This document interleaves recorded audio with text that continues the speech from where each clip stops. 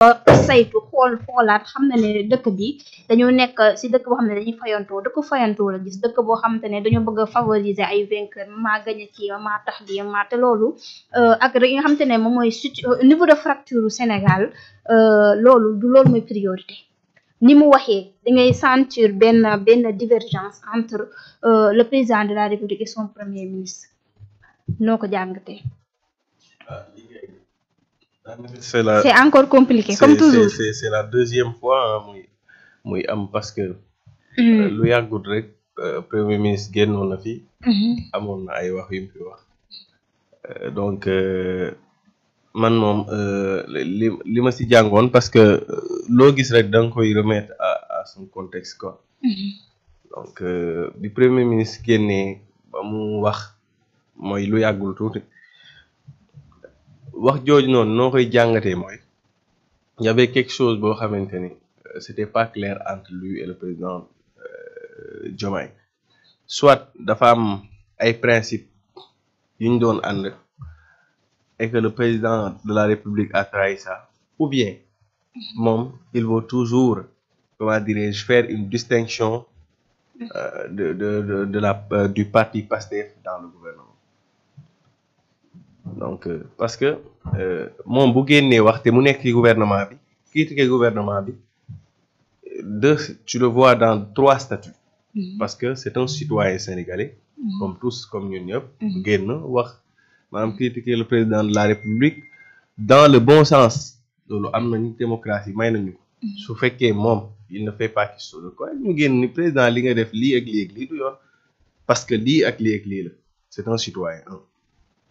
Deuxièmement, c'est un acteur politique, président d'un parti. Donc, bu génnee wax critiquer aussi am na ci droit parce que c'est un acteur politique. Troisièmement, c'est un premier ministre. Un premier ministre qui est avec un gouvernement présidé par monsieur Bassirou Diomaye Diakhar Faye. Donc, bu génnee wax moo tax bi muy lancé Terra Meeting bi il a bien fait sur toute sa communication de rappeler que il parle au nom de Pastef maanaam il ne parle pas en tant que premier ministre loolu c'est un point boo xamante ni rafetlu naa ko ci ni mu waxee parce que maanaam leeral na Sénégalais yi kan mooy wax parce que mënoon na génn wax voilà mu génn wax noonu donc du ñu xam ndax c'est le premier ministre qui parle c'est le citoyen sénégalais qui parle ou bien c'est Pastef c'est le président du parti Pastef qui parle. mais annonce bi mu koy def kay PM la wax.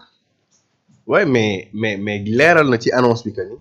maanaam ci Pastef lay wax maanaam il parle de son parti donc bi mu génnee def déclaration boobu andi woon na ay problème parce que ku nekk génn wax comme l'opinion publique parce que bu président de la République waxee nit ñi dinañ génn wax bu premier ministre waxee nit ñi dinañ génn wax c'est de coutume ñoom bu ñu génnee wax rek ak lu ñu mën a wax dina am ñiy génnaat l'opinion publique va aussi prendre sa part du gâteau mais li gën a important mooy les points clés c'est-à-dire les axes parce que bu ñëwee wax ni comment dirais-je mu critiquer parce que ci ay waxam ku ko déglu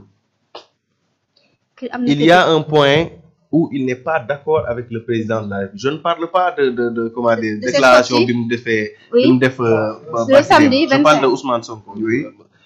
je ne parle pas waaw tu dis il y a un point où il n'est pas d'accord avec le président de la mooy République sorti bu mu defoon ak mooy bu mu defoon naan question d'autorité la bi mu ne dafa am problème Sénégal dafa am problème d'autorité waaw ok premier sortie bi laay wax un point wala 10 points waaw donc maam su ma nee un point c'est pour faciliter la chose parce que après sinon dinaa monopoliser wax ji donc c'est qu'il y a un point ou bien des points où il n'est pas d'accord avec le président de la République te loolu am na ci droit mais qu'est-ce qu'on comprend par là si bu génnee wax ni Sénégal il y a un problème d'autorité au Sénégal là c'est-à-dire le bon sens te dit ce que tu sous-entends dans ça c'est que le Sénégal à un président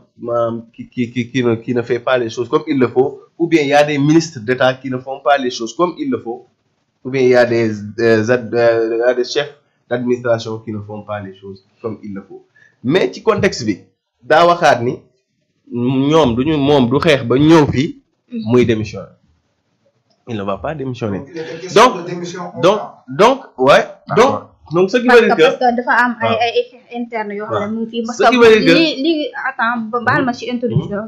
mais dafa amoon problème mooy comme li ma lay wax nee naa la il y a un problème entre ay Abdourahmane gis nga xam coalition Diomaye parce que nee na am na problème entre moom ji nga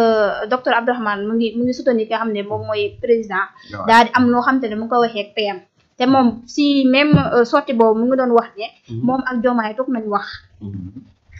mu après gisul résultat après mu woo El Malick mu doon une troisième personne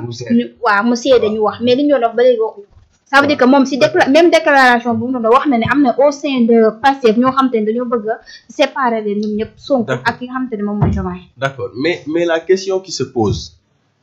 est-ce que déclaration boobu maanaam sortie boobu noonu est-ce que jaroon na je pense que bu woowee comment dire une troisième personne mais le gouvernement est là nawoo gouvernement bi ñu def réunion interne avec le gouvernement essayer de voir comment régler ce problème-là mais bu génnee wax aussi peut-être aussi il y a la notion de transparence qu'il veut mettre à l'égard mais ci déclaration bi dafa junj mais waxul ni lii mooy problème bi exactement que président de la République lii ak lii la def moo tax ànduma ak moom mais dafa wax ni bon dafa wax mais on n'a pas compris la profondeur de ce qu'il veut dire donc est-ce que du wax le 8 waaw donc le 8 on s'attend à comment dirais-je parce que aussi le 8 nee na on va parler du passé on va parler d'aujourd'hui on va parler de demain. Donc la question qui se pose quel est le futur du Pastef parce que là moom bi mu génnee dafa ne je parle au nom du Pastef en tant que président de parti donc nous on va pas s'interroger quel est le futur du Sénégal pour cette conférence-là on va s'interroger sur la question à savoir quel est le futur du Pastef le futur du Pastef peut-être que c'est le futur du Sénégal parce que parti politique là ils ont fait un bon record lors des élections passées am nañ 54%, c'était très bien fait la politique avait bien été faite alhamdulilah léegi nag nañu leeral maanaam diggante yi bu Abdourahmane Diouf génnee parce que c'était le point bu Abdourahmane Diouf génnee wax ci ay waxam il écarte tout le monde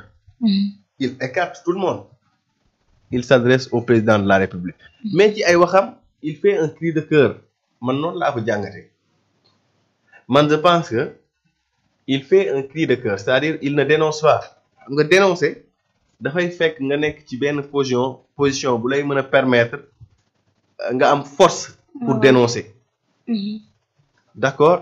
mais il fait un cri de cœur c'est-à-dire que c'est comme si que ça l'a étouffé gis nga boo nekkoon ci benn néeg bu xat amul fenêtre buntu bi ñu tëj ko y a pas d'air tu es étouffé et surtout su fekkee ci néeg bi aussi tu es entouré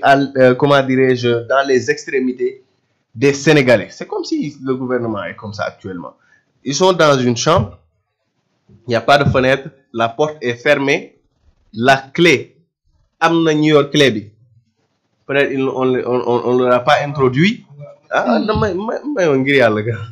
am na ñu yor clé bi on ne leur a pas introduit on ne leur a pas donné la possibilité d'ouvrir la clé et les Sénégalais sont autour en train de parler